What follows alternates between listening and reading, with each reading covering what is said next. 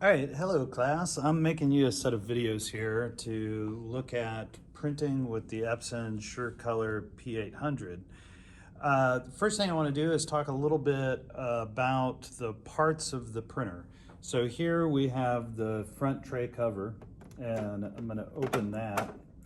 Then we have the output paper tray, and I'm going to go ahead and pull that out. If you were printing on really large paper, you could extend that further. Under here, this isn't part of the printer, but what I want you to notice is we have a USB switch on the desk. Now the USB switch allows us to have two computers hooked to the same printer. So if I'm printing on this computer over here, I need to make sure this light is on the left side. So left side, left printer, left computer. So I'm going to push this button on the USB switch, and that's going to switch it over so it's taking information from the computer on the left. So I can pull out the paper tray.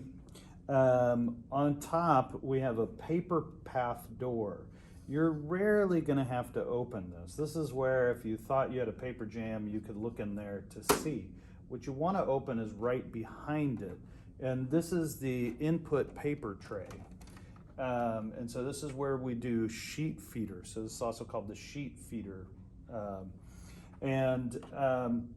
If we look inside here, so we're going to go handheld for a second.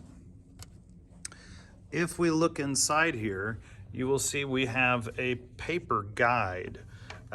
So there's a little light gray button on there, and as I pinch that, I can move this back and forth. Well, although it's a little bit difficult to see because it's black on black, we have right here, we have letters. So that's 8.5 by 11. So we want that set there because we're going to be printing on 8.5 by 11. We're going to be feeding the sheet in. So the 8.5 side is going across here. The 11 side is going up. And we want to make sure the side of the paper that we're going to be printing on is facing us. So the next thing we're going to do is we're going to turn this on. And to turn the printer on, it's just this button right here. You just hold down briefly and we're good.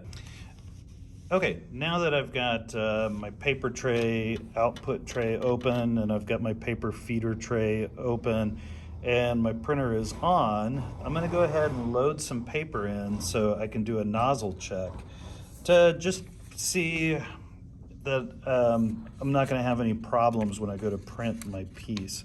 So I'm going to load my paper in narrow side first. This is just inexpensive copier paper. As soon as I load the paper in, you'll see this screen changes because it recognizes that there's paper inserted. So it is on letter. If for some reason it wasn't, this is a touch screen and you can switch this. I'll go back to letter. Right now it's on premium luster. This is obviously just plain paper.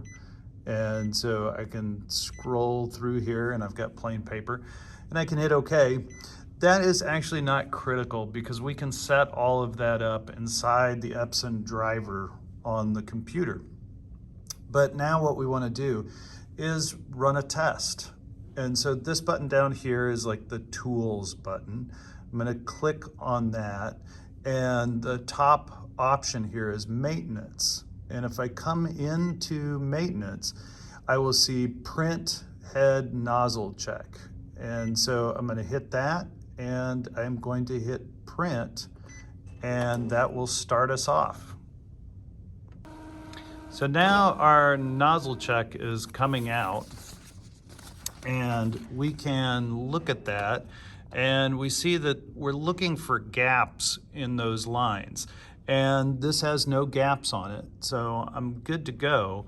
This, to be honest, had been cleaned already. So had we seen gaps from this screen right here, we could have said clean the print head and it would run the cleaning procedure. We're gonna hit done, but to run the cleaning procedure, you can also come into, I'll hit home, show you how to get there from the home screen. You'd go into the tools, you'd go into maintenance, and then right below print head nozzle check, you see print head cleaning. There's also heavy head cleaning in case it's really clogged. Anytime you run the head cleaning, it does use up a bit of ink. So it's not something we run just for kicks.